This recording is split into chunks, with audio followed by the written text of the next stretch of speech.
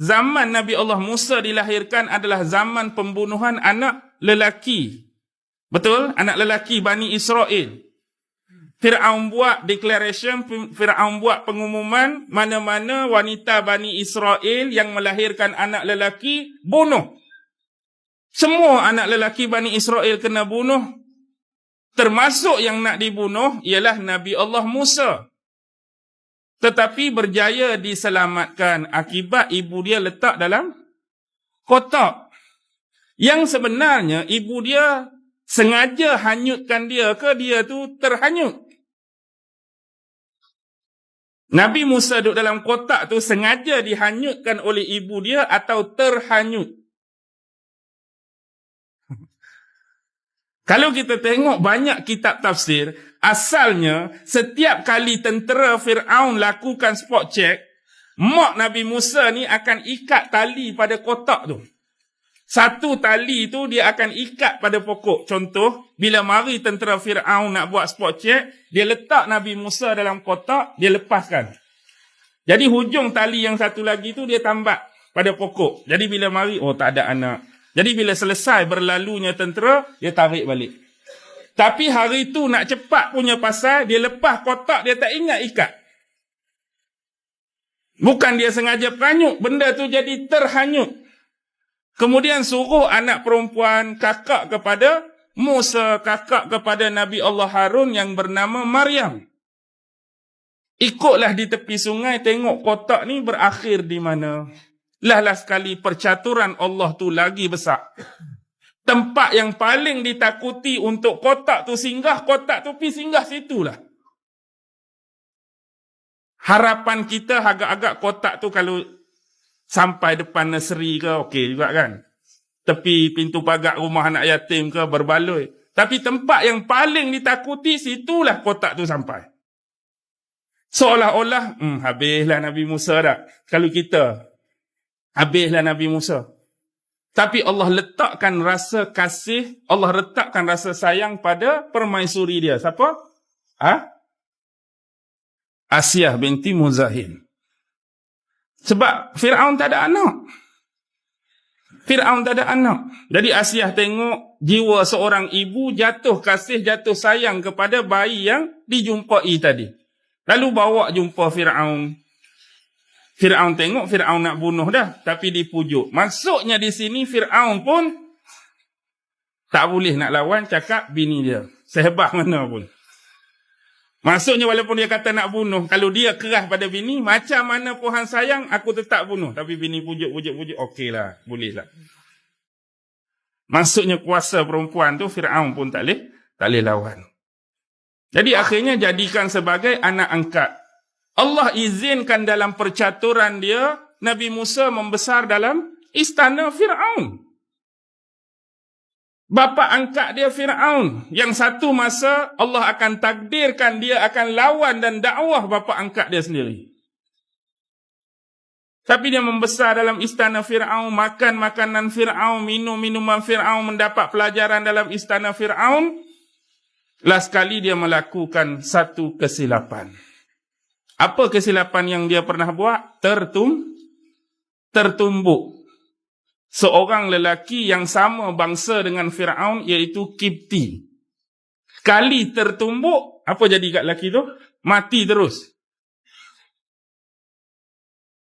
Nak jadi kebetulan, sekali tertumbuk, mati. Sudah mati kawan ni. Jadi, dia dengan lelaki yang dia bantu tu, sama-sama bersepakat nak menyembunyikan rahsia. Jadi bila dapat ketahuan oleh tentera Fir'aun, mereka nak carilah siapa pembunuh bagi lelaki tu. Jadi pakat duk senyap, kawan tu buat perangai pula hari lain. Hak dia tolong tu. Bila buat perangai pula, Nabi Musa tak mau jadi macam hari tu, kan tertumbuk, mati pula kali kedua. Jadi dia tarik agak keras kawan tu supaya benda ni tak jadi lagi.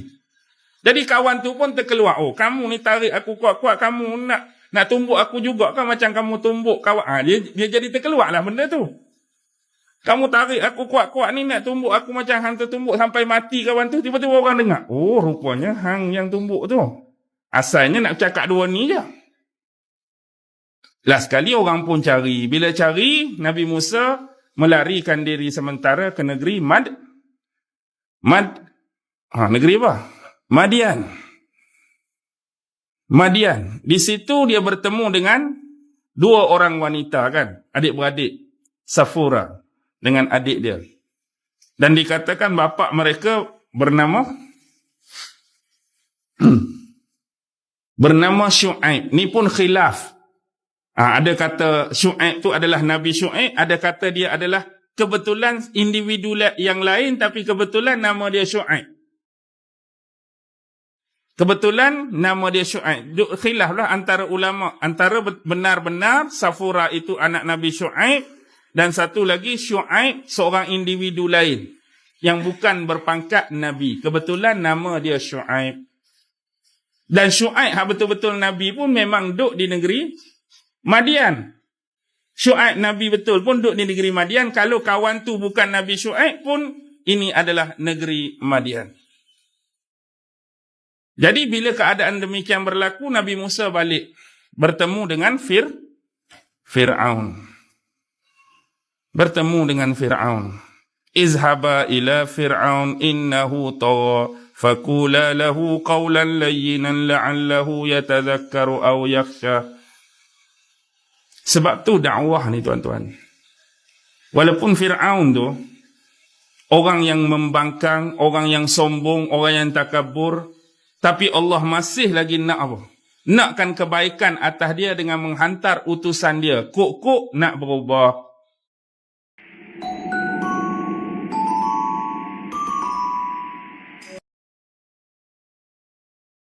Tetapi Nabi Muhammad seolah-olah tak mau menyusu dengan ibunya. Lalu cuba disusui oleh Suwaibah. Dan Rasulullah akhirnya menyusu dengan Suwaibah. Tapi tempoh Rasulullah menyusu dengan Suwaibah tak lama. Ada riwayat yang menyebutkan antara 5 hingga 10 hari sahaja. Walaupun demikian, dengan Suwaibah Rasulullah memiliki 3 saudara susuan. Pertama sekali yang pernah menyusu dengan Suwaibah ialah pak saudara Nabi sendiri. Siapa pak saudara Nabi yang hampir usia dengan Nabi, iaitu Hamzah bin Abdul Muttalib. Pak saudara Nabi yang nama Hamzah menyusu dengan Suwaibah. Kemudian Nabi pun menyusu dengan Suwaibah. Yang ketiga, anak Suwaibah sendiri yang bernama Masruh, anak Suwaibah. Dan yang keempat ni, kita duk sembang dan bincang ni, Abdullah bin Abdul Asad. Sepupu Nabi pun menyusu dengan Suwaibah. Jadi dengan Suwaibah, Nabi ada berapa? 3 adik-beradik susuan. Pertama, Hamzah. Yang kedua, Masruh. Yang ketiga, Abdullah bin Abdul Asad. 4 dengan Nabi. Sebab tu kalau kita tengok di sini, satu dialog yang pernah berlaku antara Rasulullah dengan salah seorang isteri dia. Isteri Rasulullah ada 11. Cuba cari siapa isteri Rasulullah yang ke-9. Isteri Nabi yang ke-9 siapa? Oh, jangan nombor 9 Ustaz. Kalau tanya nombor 2 pun belum tentu boleh jawab lagi. Baik, isteri Rasulullah yang ke-9 anak kepada Abu Sufyan. Satu tokoh yang di zaman jahiliah dia paling banyak dan kuat menentang Nabi. Abu Sufyan bin Harb. Dan isteri ke-9 Nabi adalah anak Abu Sufyan yang bernama Ramlah binti Abu Sufyan. Cari isteri Nabi ni yang gelaran dia ialah Ummu Habibah. Ummu Habibah itulah Ramlah binti Abu Sufyan. Satu ketika berlaku dialog antara Rasulullah dengan isteri dia, Ummu Habibah. Ummu Habibah ni dia ada satu keinginan, iaitu dia ada saudara perempuan dia. Maksudnya ada adik perempuan dia Yang adik perempuan dia ni dia suka berkongsi. Segala benda yang menyenangkan hati dia akan kongsi, benda yang menyedihkan pun dia akan kongsi. Hidup dia dengan adik perempuan dia ni kalau boleh dia happy, dia nak adik perempuan dia happy. Kalau adik perempuan dia sedih, dia pun nak merasai kesedihan yang sama. Itu hubungan dia yang begitu erat dan dekat dengan adik perempuan dia. Jadi bila dia berkahwin dengan Rasulullah, dia jadi isteri Nabi, satu hari dia mengemukakan satu usul supaya Rasulullah mengahwini adik perempuan dia. Bila dia kahwin dengan Nabi, dia boleh jadi isteri Nabi. Dia gembira dan berbangga dengan hal tersebut. Tapi sebab dia selalu berkongsi kegembiraan dengan adik perempuan dia, pernah dia usul pada Nabi, ambil adik perempuan dia juga jadi isteri Nabi. Maka Nabi kata tak boleh. Sebab benda tu tidak halal dalam agama. Sebab tak boleh sesekali mengumpulkan dua adik-beradik dalam satu masa. Kecuali berlaku dua hal. Kematian dan perceraian.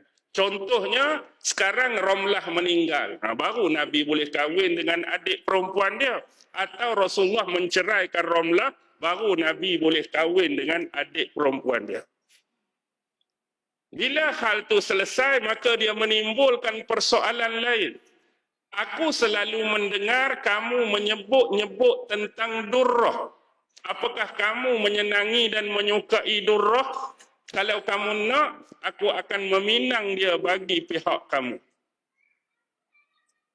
Siapa Durrah ni? Durrah ni ialah anak kepada Abu Salamah.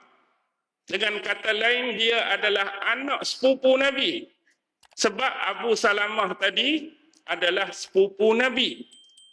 Anak pertama, Salamah. Sebab tu gelaran dia Abu Salamah. Yang kedua, Umar. Yang ketiga, Durrah ni, yang kawan ni duk sebut. Yang keempat, Zainab. Jadi Durrah ni selalu disebut oleh Nabi. Maka dia pun tawarkan pada Nabi sebab Nabi duk selalu sebut nak kahwinkan dengan Durrah. Tapi Nabi kata ni juga tak mungkin berlaku. Walaupun hubungan Nabi dengan Durrah, pak sepupu dengan anak sepupu, hukum dalam agama boleh kahwin tak? Boleh. Tapi sebab apa Nabi kata tak boleh? Sebab Nabi dengan bapa dia saudara sesusuan. Dia jadi macam adik-beradik betul. Dia jadi hubungan Nabi dengan Durrah jadi macam pak saudara, anak saudara. Walaupun hubungan asal tu menghalalkan pernikahan, tapi sebab terhalang dengan susuan tadi. Jadi daripada dialog tu saja, kita dah boleh mengeluarkan sekurang-kurang dua hukum yang berkaitan dengan etika perkahwinan dalam agama. Ni bila kita sebut Abu Salamah saudara sesusuan tu keluar kisah ni. Tapi nak cari benda ni betul-betul berlaku pada kita payah. Kalau berlaku pada kita senang hati kita. Payah kita duk sembang dengan bini kita. Abang berkenan tak dengan apa ni? Saya akan pergi Pinang untuk abang. Ada tak dia sembang dengan kita lagu tu? Tak ada. Dia duk cerita pasal orang lain. Nak regukan orang lain. Nak pasangkan orang lain. Tak ada dia tanya. Suruh suami dia sendiri kahwin. Tak bagi dia. Okey. Kembali. Ibu susuan Nabi yang kedua siapa? Ni masyhur lah kita duk belajar. Halimatun As-Sa'diyah. Ni pun satu kekeliruan. Halimah tu memang nama betul dia, Halimah. Tapi Sa'diyah tu bukan nama dia. Sebab ramai duk ingat nama dia Halimatun Sa'diyah. Nama betul dia Halimah binti Abi Zuwaid. Sa'diyah tu adalah nama kabilah dia. Sebab Halimah ni datang daripada pada kabilah Bani Sa'ad bin Bakar. Kabilah dia Bani Sa'ad tu disebut Halimatun As-Sa'diyah. Sa'diyah bukan nama dia. Sa'diyah hanya merujuk pelakon lama 60-an, 70-an dulu. Okey. Daripada dengan Halimah Sa'diyah, Nabi ada berapa adik-beradik susuan? Ada berapa? Pertama, Abdullah bin Al-Haris. Siapa dia Abdullah bin Al-Haris? Anak kepada Halimah sendiri. Al-Haris tu suami Halimah, lelaki. Yang kedua, Anisah binti Al-Haris, juga anak Halimah. Yang ketiga, Juzamah binti Al-Haris, juga anak Halimah. Juzamah ni dalam sejarah yang inilah dikenal dengan gelaran Asy-Syaima. Asy-Syaima. Dan yang keempat adalah juga sepupu Nabi, Abu Sufyan bin Al-Haris. Ni pun kita jarang kenal sepupu Nabi hak nama ni. Bila sebut Abu Sufyan, kita teringat ke Abu Sufyan mana? Abu Sufyan, anak bapa kepada isteri nombor 9 tadi. Ramlah binti Abu Sufyan. Kita teringat Abu Sufyan tu. Ni Abu Sufyan lain, sepupu Nabi. Sebab bapa dia Al-Haris tu, pak saudara Nabi. Al-Haris ni lah kalau tuan-tuan nak kenal, anak sulung kepada Tok Nabi Abdul Muttalib. Anak sulung Abdul Muttalib, Al-Haris. Ni Abu Sufyan bin Al-Haris, sepupu Nabi. Dia masuk Islam agak lewat. Dia masuk Islam lewat. Sepanjang usia muda dia banyak gunakan tenaga dan lidah dia untuk lawan Nabi. Allah kurniakan kepada Abu Sufyan bin Haris ni dua benda.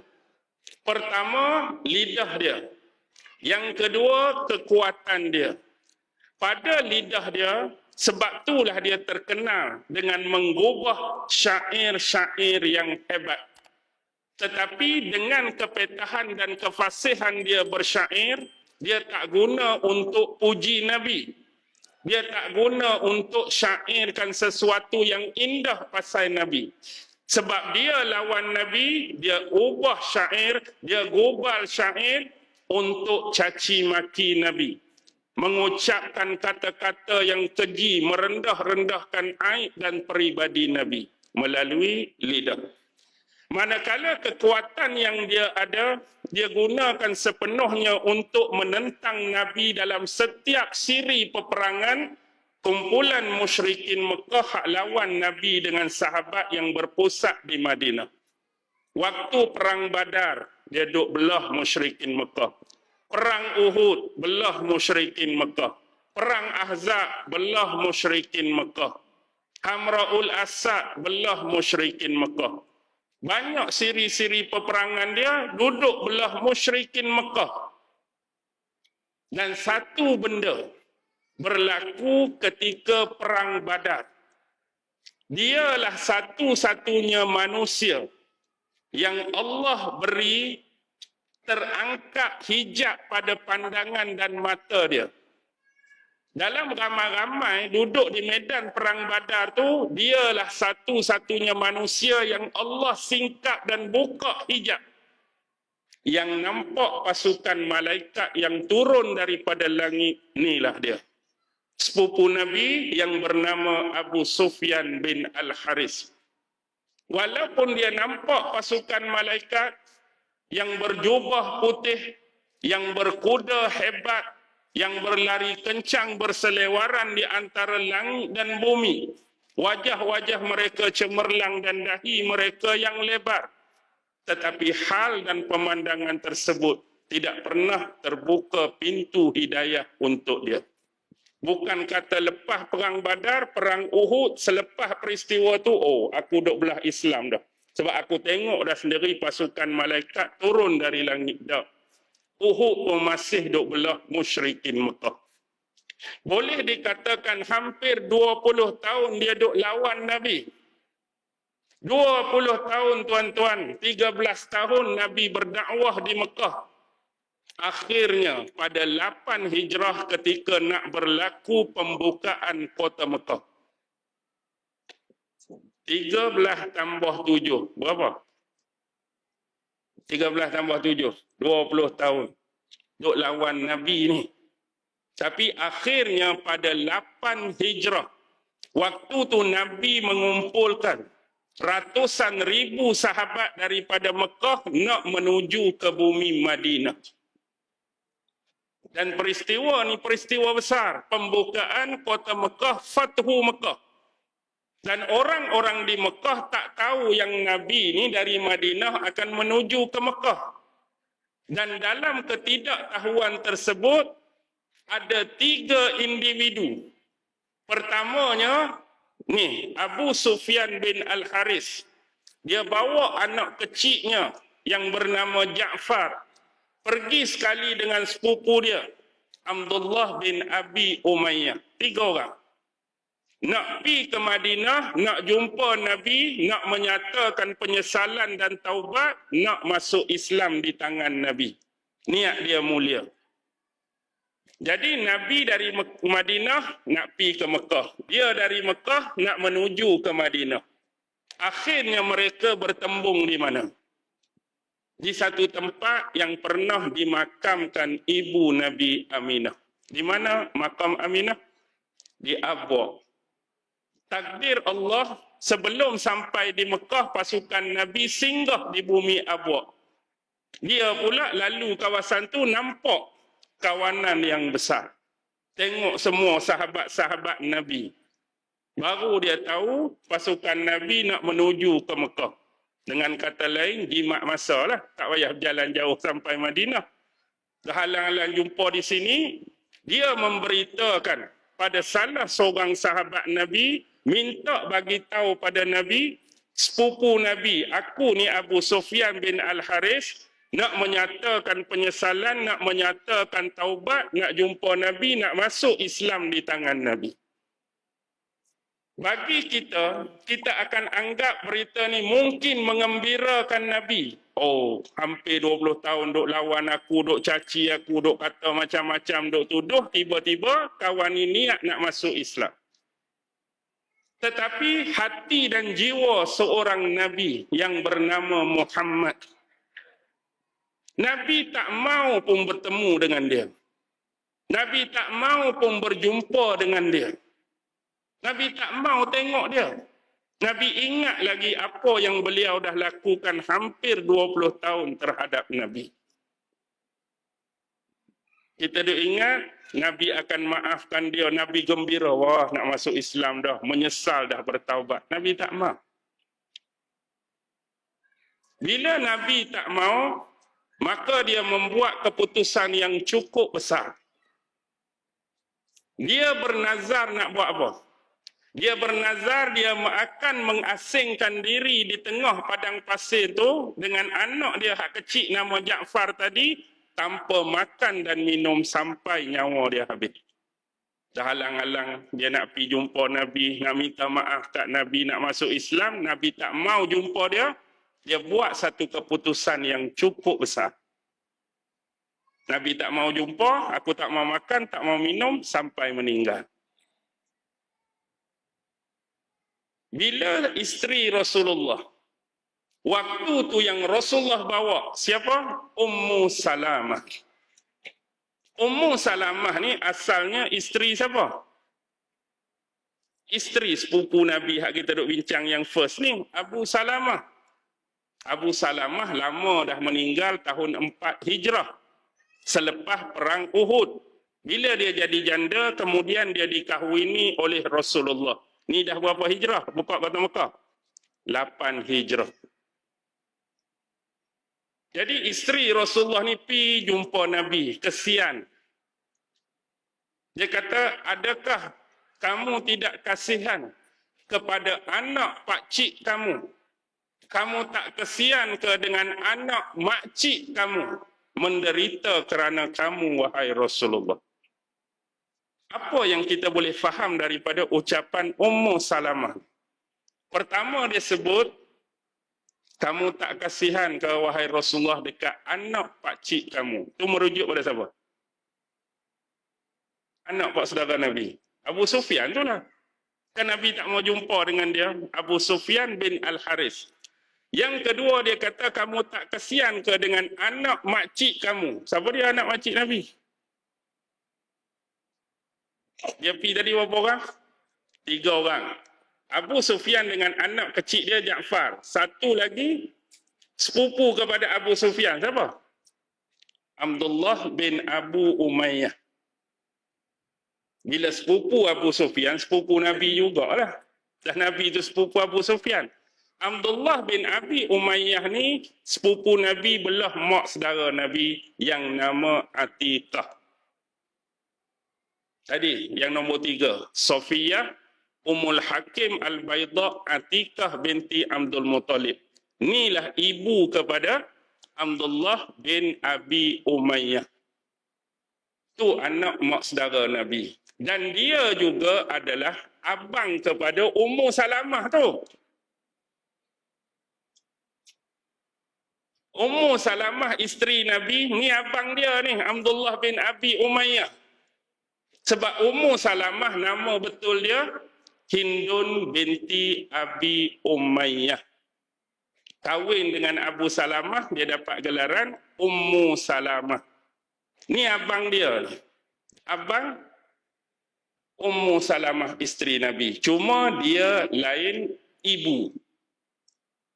Abdullah bin Abi Umayyah, ibu dia mak saudara Nabi Atiqah. Kemudian bapak dia Abi Umayyah kahwin lain, baru dapat Hindun tu, baru dapat Ummu Salamah. Jadi dia adik-beradik satu bapak, mak lain-lain. Tapi mak lain-lain pun tetap adik-beradik. Faham ke pening?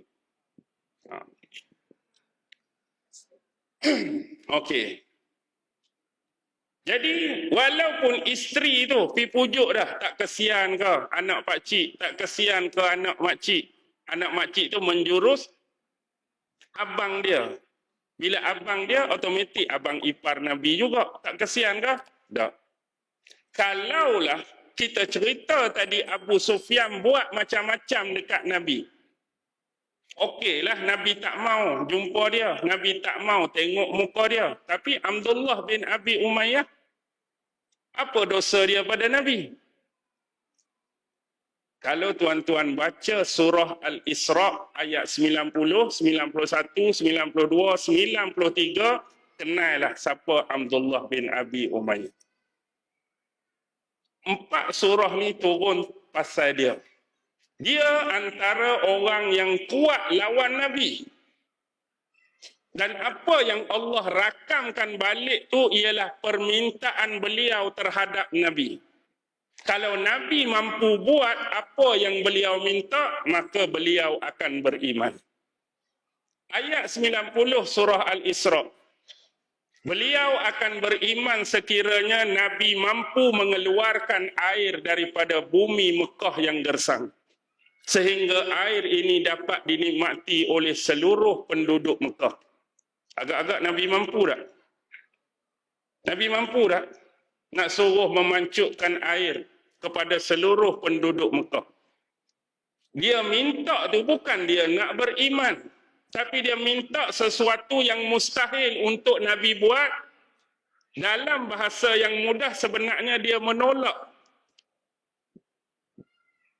Bukan kata minta tu dia nak beriman. Tapi dia minta sesuatu yang pada akal mustahil Nabi boleh buat benda tu. Bila mustahil, sebenarnya tujuan dia nak beriman ke tak mau beriman? Tak mau beriman. Cuma saja nak buat ayat, kalau mampu buat lagu ni, aku beriman.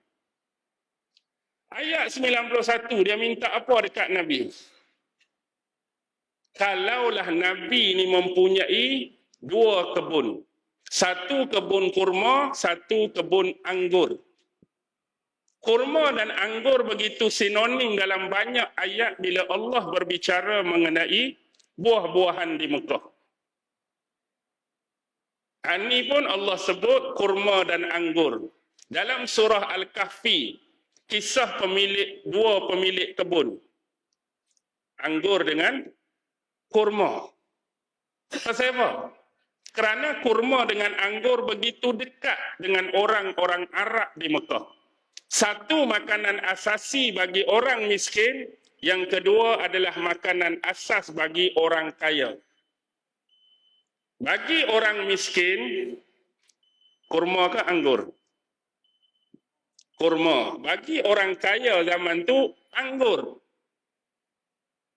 Orang kaya je boleh makan anggur. Orang miskin, orang kebanyakan hanya makan kurma. Zaman kita memang makanan orang kaya. Tak ada duit, kurma pun tak boleh beli, anggur pun tak boleh beli.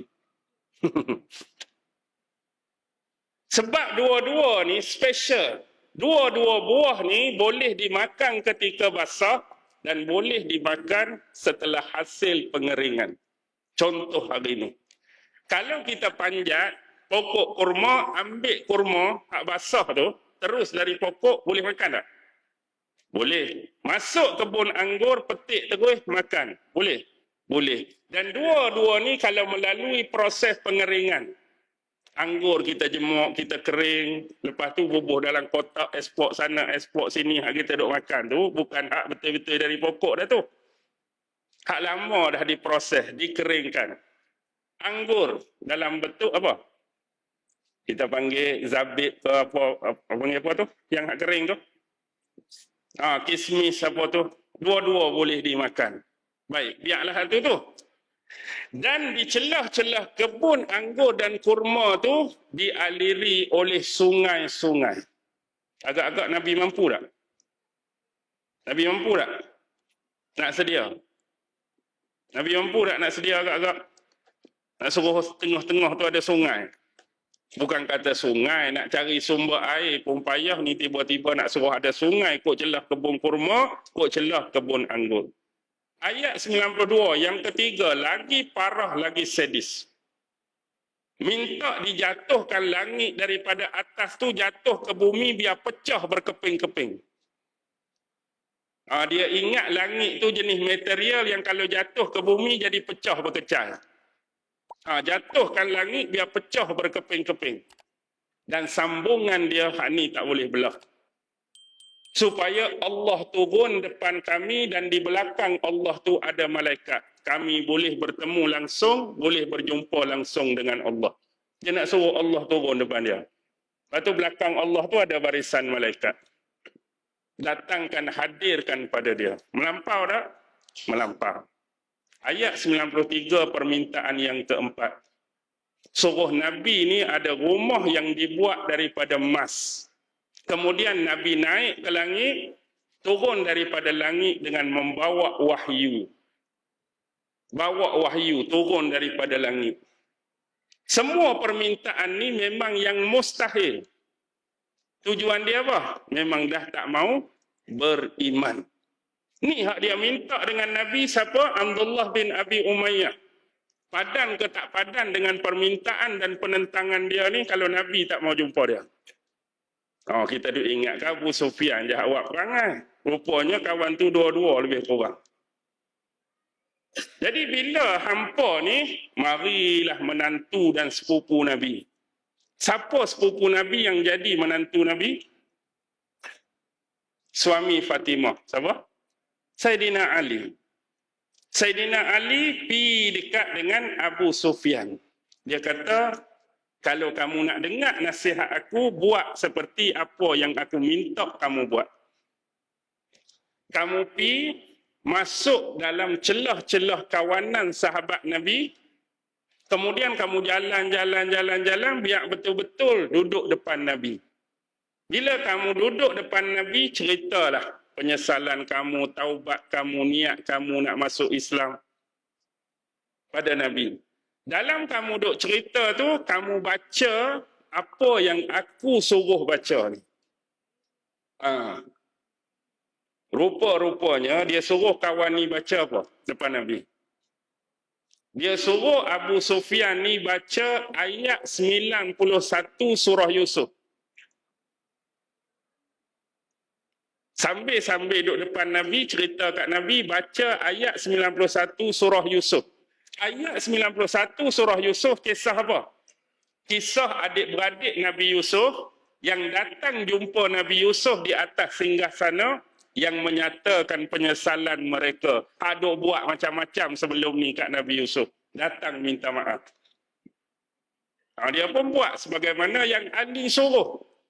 Dia masuk ke celah kawanan sahabat Nabi, betul-betul duduk depan Nabi, dia menyatakan penyesalan taubat dia pergi baca ayat tu.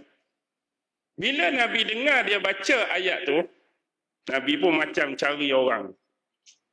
Dia pun tengok Saidina Ali, dia pun senyum. Maksudnya Nabi tahu dah siapa yang ajak kawan ni macam tu.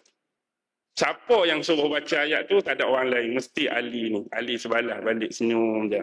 Lalu Nabi pun balas balik ayat 92 surah Yusuf.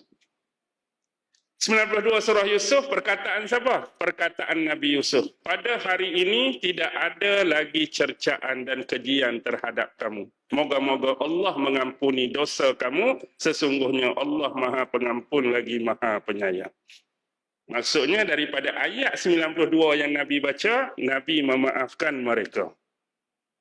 Kemudian bila dia menerima kemaafan Nabi, dengan cepat mulut dia ni gubah syair yang puji perangai Nabi, adab Nabi, akhlak Nabi kerana memaafkan dia. Nabi pun duk dengar dia bersyair, dah dia hebat syair. Hari ni baru puji Nabi, sebelum ni macam-macam kat Nabi. Habis dia bersyair tu, Nabi tepuk dada dia. Sebelum ni Nabi kata kamu begitu gigih mengusir aku. Hari ni baru duk bersyair, hak cerita bab puji-puji ni. Okey. Iklan TV3 sah. Ni kita nak mengumumkan kutipan derma untuk program dan projek pembangunan masjid kita ni. Macam-macam dah kalau sebut program masjid, pembangunan masjid. Hak AJK dan pengurusi ni nak buat untuk memberikan kemudahan kepada ahli qaryah, ahli jemaah. Bila masjid kita ni makin elok, makin banyak prasarana dan kegunaan.